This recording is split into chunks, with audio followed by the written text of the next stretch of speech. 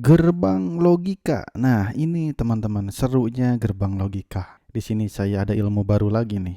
Di industri itu banyak sekali ilmu yang harus kita pelajari. Ini adalah dasar sekali, sangat dasar dari gerbang logika. Di sini ada tambahan 2 buah kotak. Ini apa ini? Ada yang tahu? Nanti kita jelaskan. Pertanyaannya di sini, jika inputannya 1 dan 0, maka outputnya di sini berapa? Seperti yang sudah kemarin saya bahas ya di video sebelumnya, ini adalah gerbang OR teman-teman, atau gerbang atau. Secara logika teman-teman, jika gerbang OR ini dipasang di sebuah rangkaian seperti ini, maka kita harus melihat dulu yang namanya tabel kebenaran seperti ini.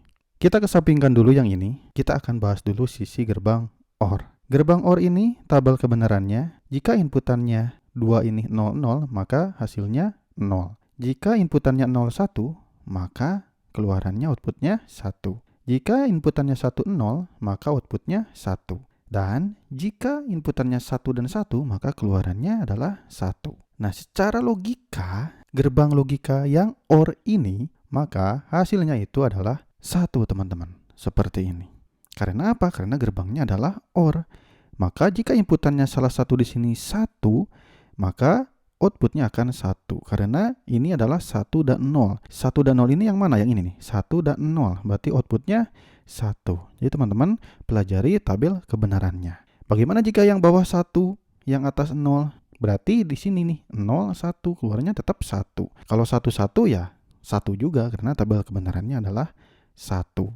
Nah, maka dari itu secara logika gerbang OR ini, maka inputannya 1 dan 0, keluarannya pasti 1 atau kerja lah istilahnya mah. Kalau bahasa teknik dari gerbang logika. Nah, pertanyaannya di sini ada kotak yang ada tulisan C0. Di sini juga ada tulisan T. Apa ini fungsinya? Jadi pertanyaan nih, tanda tanya ini. Apa ini fungsi dari sini? Mari kita lanjut teman-teman. Semakin asik ini belajar gerbang logika.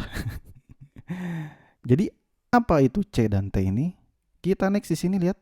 Nah, sepertinya teman-teman sudah paham nih kalau saya lihat di sini. Ya gak? Nah, di sini saya akan menjelaskan bahwa outputan dari gerbang logika ini yaitu motor trip. Seperti video sebelumnya ya, supaya teman-teman ingat aja logikanya gitu. Enak kalau masalah motor listrik itu. Jadi cara membacanya itu teman-teman, kalau saya biasanya dari ujung sini, dari output. Outputnya itu motor trip teman-teman. Jadi jika motor trip berarti keluarannya harus 1. Jika akan 1 maka motornya trip atau kerja lah seperti itu.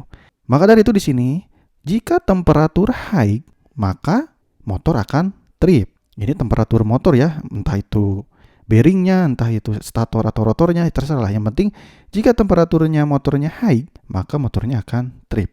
Karena gerbang logikanya jika motor temperatur high adalah 1 maka motor trip atau 1. Nah, di sini yang kedua.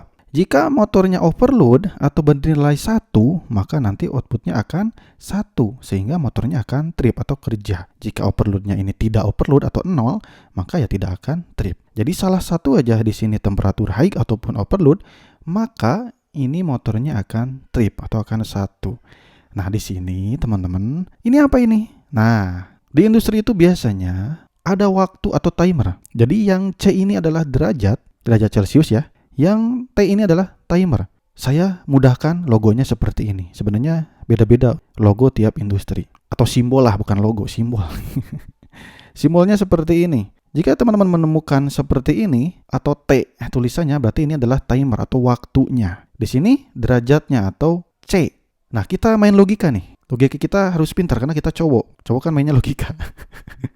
Lihat nih, jika temperatur high, motor listriknya high nih, menandakan di sini memberikan sinyal 1 di sini. High-nya tapi harus menembus dulu ke 105 derajat. Jadi tidak langsung trip. Jadi ketika temperatur motornya high mencapai 105 derajat di sini, ketika sudah mencapai 105 derajat, dia akan menghitung waktu dulu selama 15 detik. Ketika selama 15 detik ini temperaturnya terus-terusan 105 sampai ke atas, maka motornya akan trip. Nah, ini logikanya teman-teman.